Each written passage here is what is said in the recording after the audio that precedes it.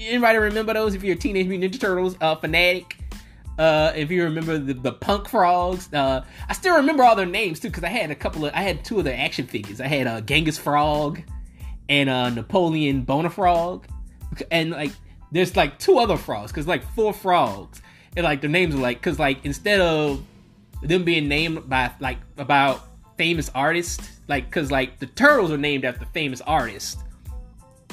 But the frogs are named after famous dictators. Because you got Genghis, Napoleon. I think the other one's name is Attila. And forgot the last one. God damn it.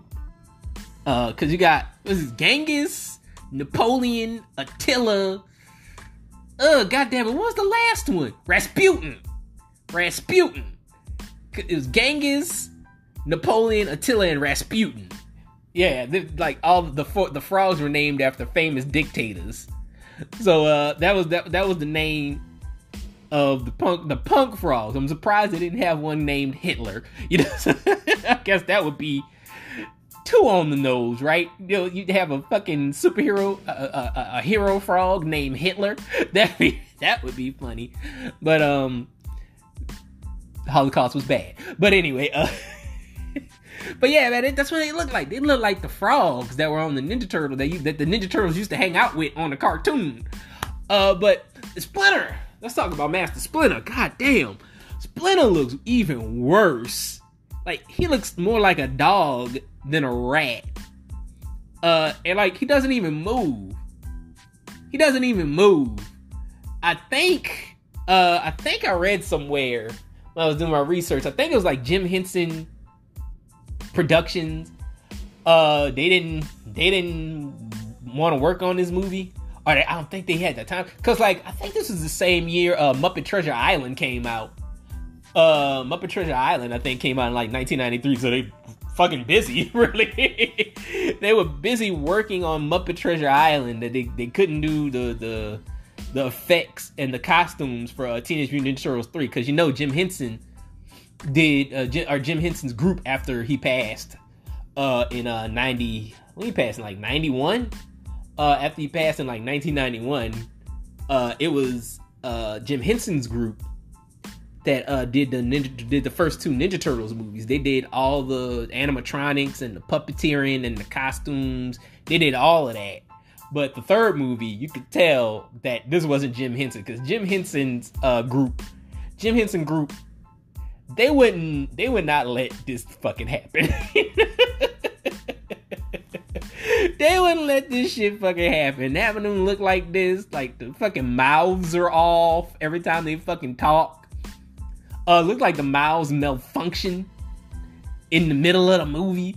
Every time they talking, it look like the mouth is moving, but like nobody's talking. Like they're like in constant movement. The mouths are in constant movement.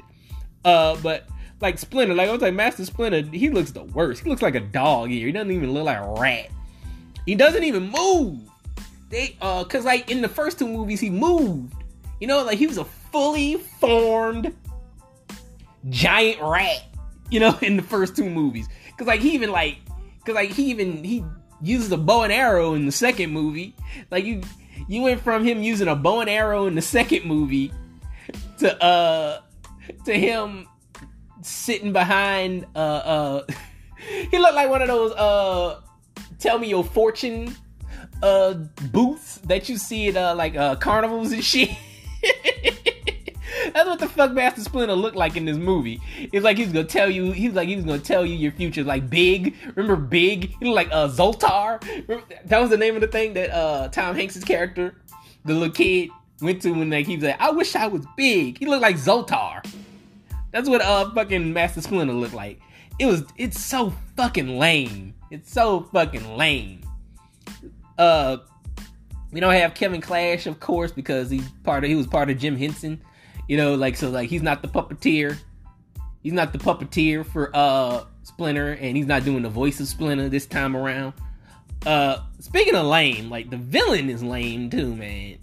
Like they're fighting some just regular white dude named Walker, you know, who just like he walks around like a fucking gay musketeer or some shit, you know, like like that's the thing, like that's his thing, and like the turtles call him Clint Eastwood. I don't know what the fuck that was about, but he's supposed to be like some fucking colonizer motherfucker or something like that.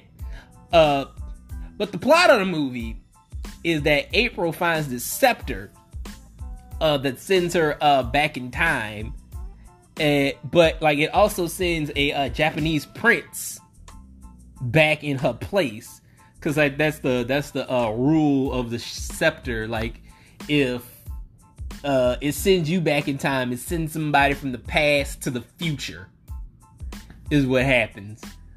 So that you got that. So the turtles have to go back in time to save April. Like that's pretty much the whole plot of the movie. Is like April goes back in time. The turtles have to go and save April back in time. Casey Jones is back, and they don't do shit with him, and it's so disappointing because he wasn't in the second movie, and I wish he was. I don't know what the I think the whole thing was. I think it's the same reason that Judith Hoag, who played the original April O'Neil, because Paige Turco is back as April in this one. The reason, I think it's the same reason that Judith Hoag didn't show up for the second movie. I think she wanted more money, and I think Elias Koteas, who plays Casey Jones, he wanted more money for the sequel too. So instead of just giving them more money, they replaced Judith with Paige Turco, and they just flat out fired Elias.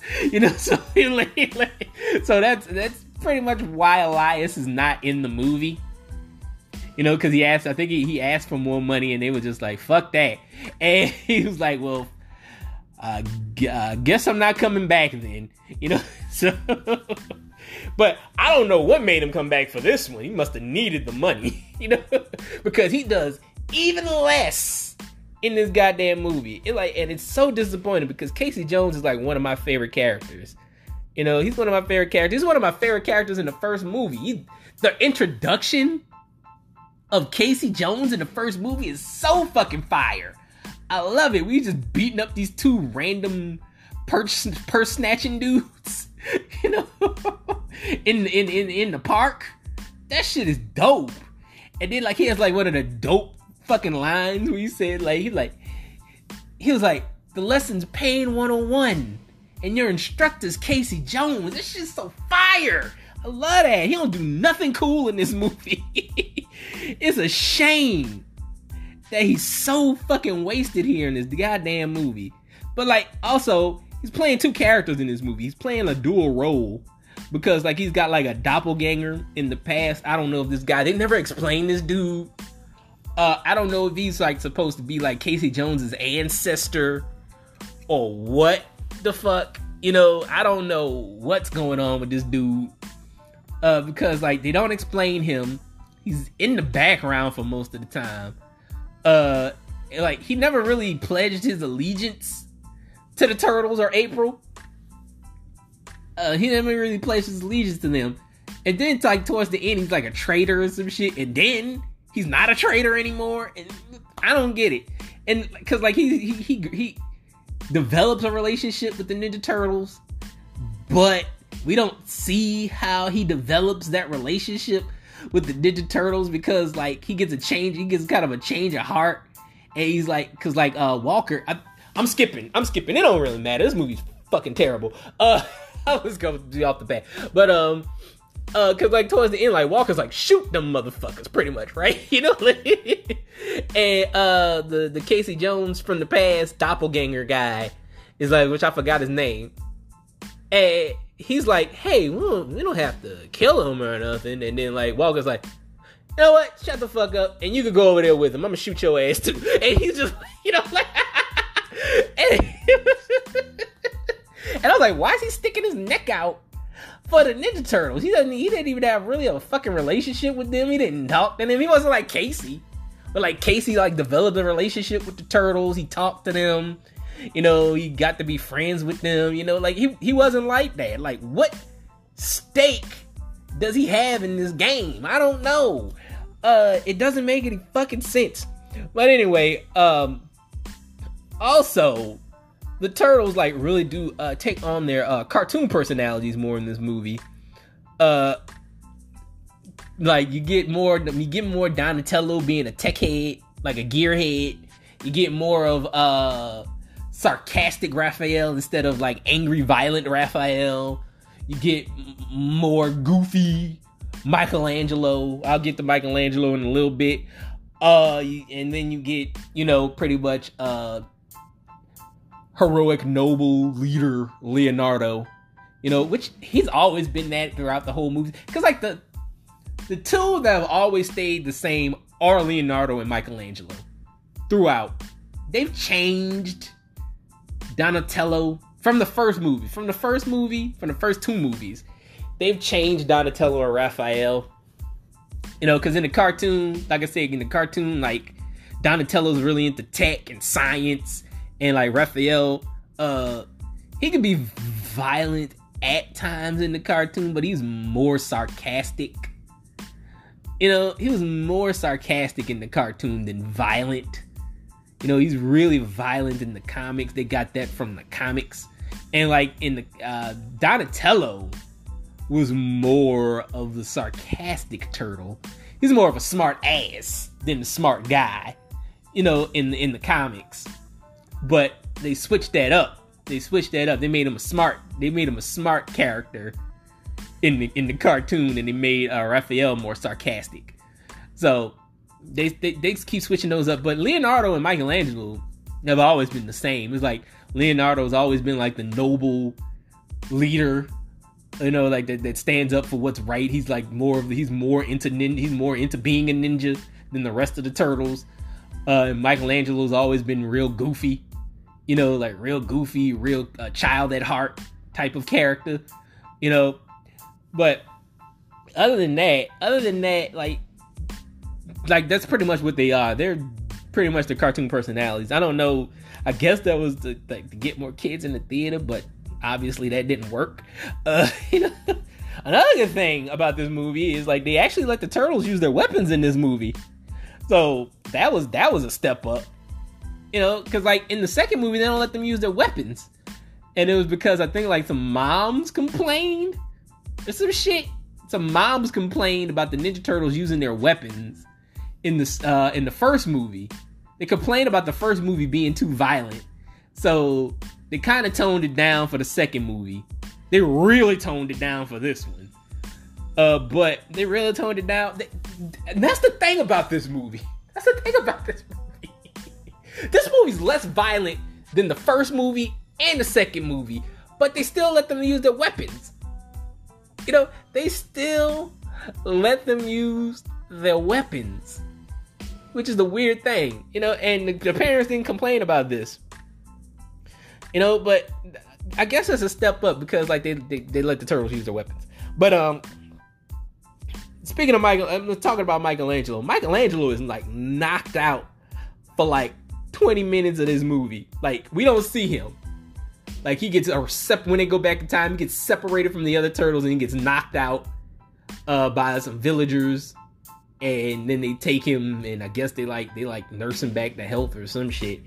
It's the less cool version of what happens to Raphael in the first movie. But the difference is like Michelangelo's more popular than Raphael. So it's like, let's take the most popular turtle and knock him out for a good amount of the movie. It's like that's smart, I guess. I don't know what the fuck they were thinking about there. Also, Leonardo knows CPR for some reason. I don't, cause like when they finally find Michelangelo, he's in this village and like there's like this cabin gets set on fire. And this cabin gets set on fire, and there's a kid inside. And Michelangelo goes in and saves the kid. Like, he goes into the burning building and saves the kid, but the kid's not breathing. And so Leonardo does CPR on him. And I was like, what? Leonardo knows CPR. I was like, I guess he read some medical books in the sewer or something. I don't fucking know. I guess that's what happened. And then like the kids got turtle